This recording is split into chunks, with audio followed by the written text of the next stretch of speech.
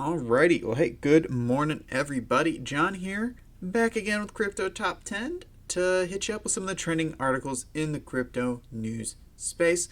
Got a decent little lineup for you guys today, so we'll try to burn through things as quickly as we can. As always, off the top, thanks to all those who have subscribed. I really do appreciate it. And down in the description of the episode, you will find links to the articles discussed. But without further ado, let's hop on in and get talking. First up is Monero.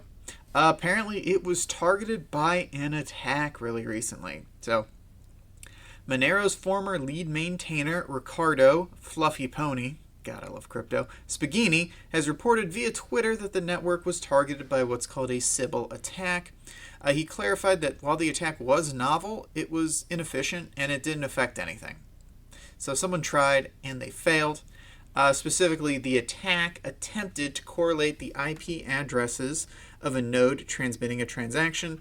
However, they'd already patched a potential flaw with this back in April when they implemented a method to hide and prevent the anonymity of transaction data from being breached by interfering with node communications. Look at that. So the developer added that the attack received by Monero was inefficient because it did not have the required extension to be broadly effective against this upgrade. The attacker should have launched thousands of nodes, according to Spagini, but he claims it still would have been unable to violate the privacy of any transactions on the blockchain.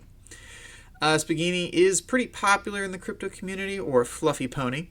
He warned that a Sybil attack with the described characteristics can affect Bitcoin or any other cryptocurrency like Ethereum, Litecoin, and others. In addition, if the attack was less clumsy than the one that was attempted on Monero, or more subtle or more sophisticated, and things like if the attacker had more money, typically when someone tries to hack a blockchain like they did with Ethereum Classic, you actually have to spend a decent amount of money to get the computing power required. Most people don't have multiple supercomputers laying around, so you kind of have to spend money to buy up all that hash power so that way you can create these false transactions and siphon off the funds. So it's possible, according to him. On Bitcoin and Ethereum especially, I think it would be prohibitively expensive. Like, if you had that much money to spend on hacking Ethereum or Bitcoin, you might as well just buy Ethereum or Bitcoin and whatnot, because the security of the market is such that you'll make way more money in the mid to long term than you would by siphoning off $20 or $30 million today. That's just my opinion. But yeah, no, pretty cool to see that Monero is able to withstand those heavy attacks. And yeah, nothing more to report on that. Well, let's hop on over. Ethereum 2.0, specifically YEARN DeFi, has a proposal for retail investors with the upcoming Ethereum 2.0. So the deposit contract for the launch of Ethereum 2.0 is officially live, went up about 6 days ago. The next goal is to have a total of 524,288 Ethereum exactly by December the 1st, through 16,384 different deposits of 32 Ethereum each to activate the beacon chain. Obviously, for small and private investors, getting 32 Ethereum in this day and age could be a bit of a hurdle.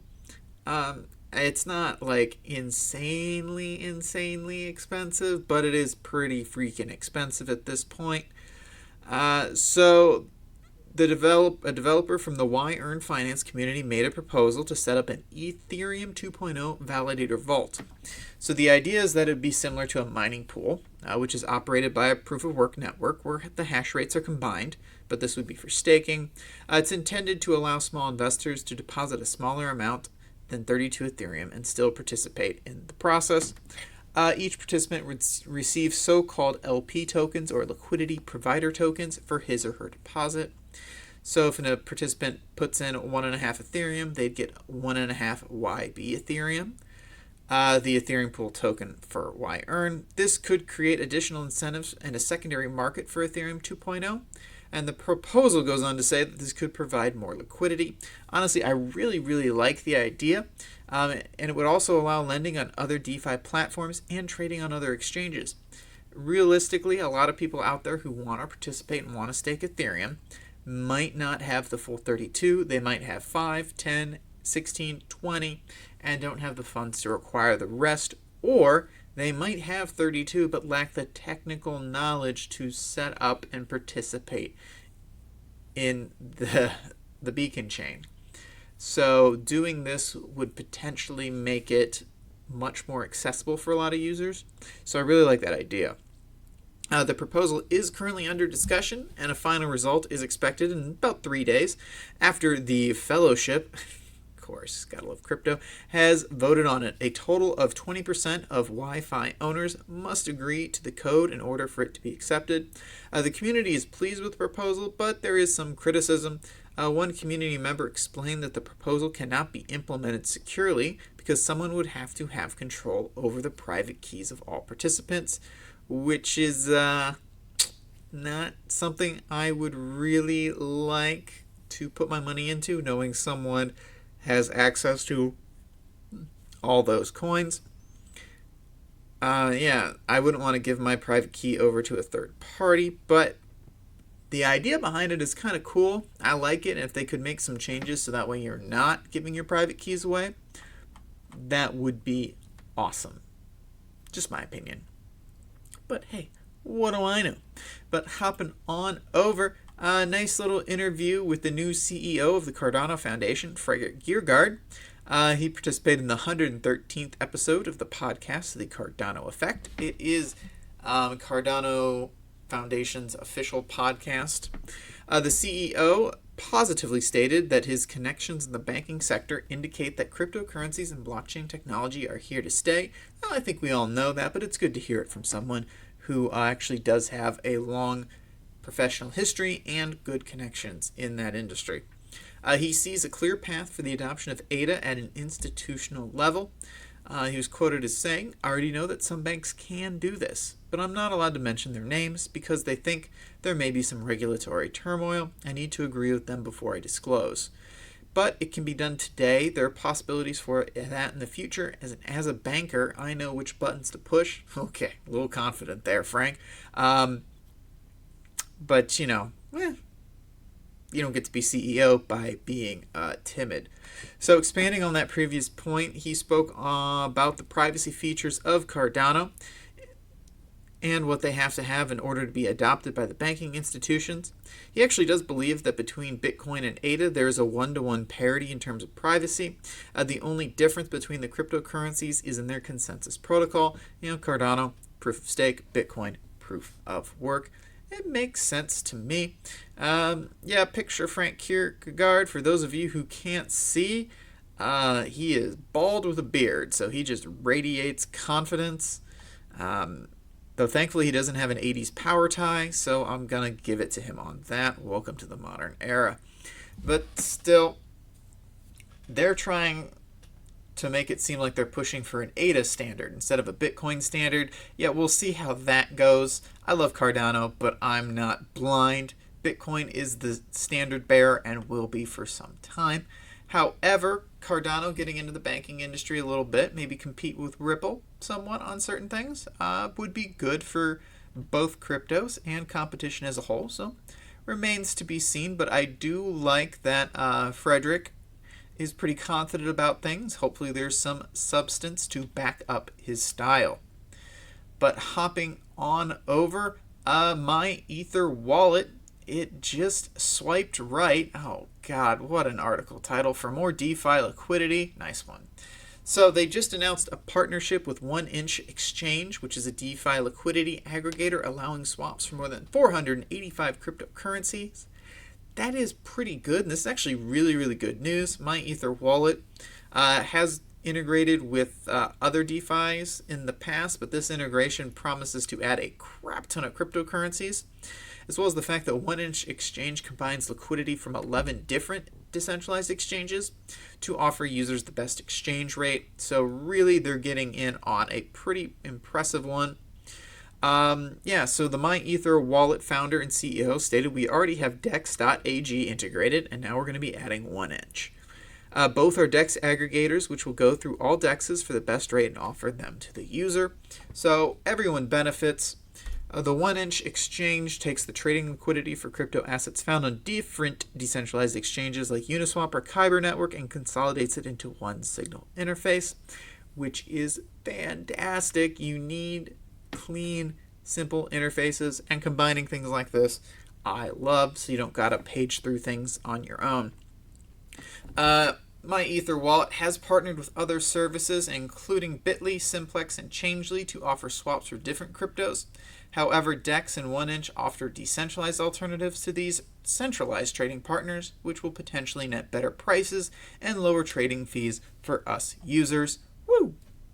1inch CEO was pretty happy with this, stating, with the MEW integration, they will have more options for swapping tokens directly in their wallets, as coin offerings will be substantially expanded. This partnership with MyEther Wallet, a long-established player in the crypto space, comes as a validation of 1inch's rapid growth and product development. Woo! There we go. Look, this is a very good thing for anyone who uses MyEther Wallet. It gives you more options. It gives you more liquidity. For those of us who don't use MyEther Wallet, it actually creates a really good argument for why you should test it out and try it, as well as 1inch gets access to the MyEther Wallet's current user base. It's a win-win for both products, and it's actually a win for the users as well. So really happy with this, and I'm excited to see how this partnership develops. But yeah, good for them. So let's hop on over. So crypto-related crimes have actually declined in 2020, even with crazy scam YouTube. But DeFi hacks are kind of ticking up. So, yeah, they've slowed down 2020. But, yeah, so major crypto analytics firm CipherTrace, through Reuters, they reported on November 10th that the total losses from crypto thefts, hacks, and fraud dropped from $4.4 billion in 2019 to just $1.8 billion over the first 10 months of 2020. It'll probably wind out the year being about half, so a 50% decrease is pretty darn good. CipherTrace CEO said that the general decline of criminal activity in the crypto industry is the result of increased security measures. I think that makes sense. Also, just as the crypto space matures more often, those crypto scams where you send me X, I'll send you Y, as more and more people fall for them, they don't make the same mistake a second time, and they're more active and vocal about warning their friends. So those types of scams become much, much less effective as time goes on as well. But despite a major decline in these crypto crimes, they did report a notable growth of hacking incidences on decentralized finance. Makes sense to me. These are the new kids on the block, and sometimes they don't have the best security protocols. They now account for 20% of crypto losses. Dang, that's a nice chunk for DeFi. From thefts and hacks. The surge in DeFi was what was ultimately attracted these criminal hackers, resulting in the most hacks for the sector this year. I expect 2021 will beat it out as DeFi continues to expand. Really just be very, very, very careful, as well as the fact that DeFi has become a haven for money launderers. It's decentralized, it's permissionless, it's really easy to swap things back and forth. So yeah, CryptoTrace CEO did state companies and individuals have rushed DeFi products to market that have not gone through security verification and validation, so people are figuring out there's a weakness there. I mean, obviously. Like, I don't, you rush these things to market and then you're surprised when they get hacked when you didn't do a security audit, and money launderers are using your exchange because it's shoddy and not well put together, so they can swap things around easily and sneak on out of there. Like, it makes sense. Now, this is something to watch out for. It's going to be a major contention point going forward, especially as crypto grows and the percentage of people who are moving their illicit activities to crypto increases. It's going to be a sticking point with a lot of governments, so just keep an eye on that. Moving on over, we're going to talk about a couple different things with Bitcoin right now. So Bitcoin's hash power just increased 42% in the past 2 days. So yeah, It jumped by roughly 30% over the last 2 hours, its hash power, which, if sustained, suggests a major difficulty adjustment will be incoming. So the spike follows a sharp decline in hash power in late October, which many analysts actually attributed to the end of the rainy season in the Chinese mining hub of Sichuan. So yeah, it's kind of funny to think that the rainy season could contribute to a downtick in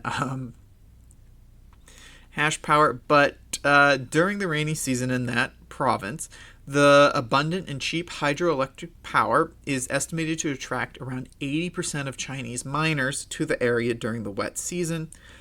In December, CoinShares, I'm assuming that's December of 2019, estimated that the Sichuan accounted for 54% of global mining activity during this time period, which, maybe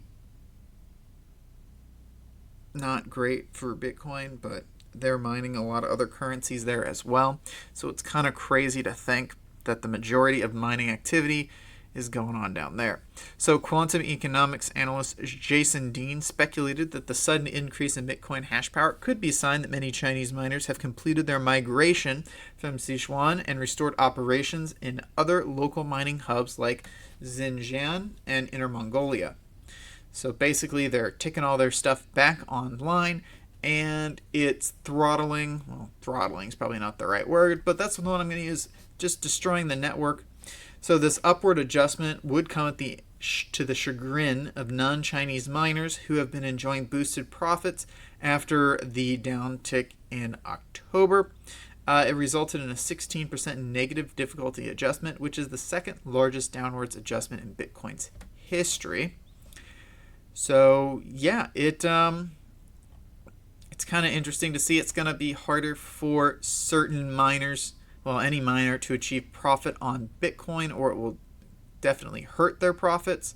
So we'll see how this goes. We'll probably see another downswing after this upswing as some people go, whoa, I can't make money on this. I'm going to mine a different crypto for a little bit until things calm down. Entirely possible. Or they might stick it out because they believe Bitcoin's going to be going to 50 or 100K over the next couple months. So they're going to get what they can while they can. But hopping on over to the last thing, we got to talk about 3 reasons Bitcoin rallied over 60% in just the past 2 months, which I think it is only the beginning. That's my point and my opinion. So, one of the reasons is increased institutional participation. Over the past 8 weeks, we've seen various notable public companies and hedge funds enter the market with a sizable deployment of capital. In October, leverage in the derivatives market was also skewed bullish, with institutions holding record long positions in Bitcoin futures. So this increased institutional participation likely created upward pressure on prices, and it buoyed broader market sentiment and prompted more buyers to hop in the market. As well as this, the number of Bitcoin whale entities, or clusters of addressees held by a single network participant holding at least 1,000 Bitcoin, rose to 4-year highs at the end of October. Retail participation did increase as well, though not to the amount that it did back in 2016. But it does help to push the accumulation addresses metric to record highs. On the other side of things, because of all this, we're hitting a supply crunch. Between Grayscale's Bitcoin Trust MicroStrategy and the influx of other large spot buyers, the supply of Bitcoin is beginning to look more scarce. And then retail investors took direct custody of their coins by moving them from exchanges to their own wallets, adding to a drying up of sell-side liquidity.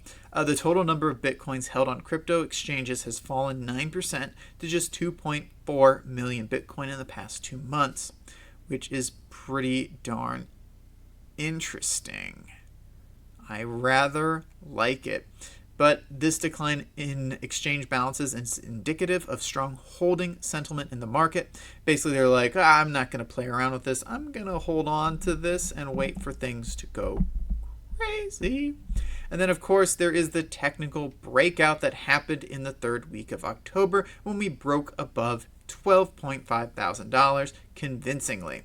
Analysts had pointed to this level back then as the level to beat for bulls because the cryptocurrency had declined sharply following rejection back in August. with that break above and then the subsequent race to the $15,000 we're sitting at thereabouts at now, we are in a really, really, really good spot. But that will do it for the trending articles in the crypto news space today. Let's hop on over, take a look at the top 10 cryptos by market cap. Everything other than Litecoin and Bitcoin Cash is in the green right now. Bitcoin sitting at $15,203. Ethereum at basically $445. Good for both of them, both still up very well over the course of the week. Bitcoin Cash and Litecoin, while down on the day, are still up over the week as well. Like a very strong performance for all the coins. Cardano has reclaimed the number 10 spot over Bitcoin SV. USDC coin was there for a hot second as well. But let's take a look. Biggest winner on the day. If you hold Civic, congratulations to you. It's up 38.88% on the day and 467.23% on the week. Aave coming in at number 2, up 27% on the day, up 133.98% on the week. Thank goodness, it had been tanking for a while. I had bought in a little bit, so I'm glad to see my investment has in the positives. Biggest loser on the day. Wow, it's a pretty good day. Decred is down 4.83%, and that's the biggest loser. That's it. Not too bad. Not too bad at all. Hopefully the green continues. But that will do it for this episode of Crypto Top 10. As always, my name is John. If you've made it to this point, hit that subscribe button. Why don't you? Because I do this almost daily when my child does not keep me away. He's currently sleeping like an angel upstairs. We'll see how long that continues. Otherwise, yeah, check out the links down in the description that you can follow to check out all the articles discussed about today, and I'll be hitting you guys up tomorrow. Peace.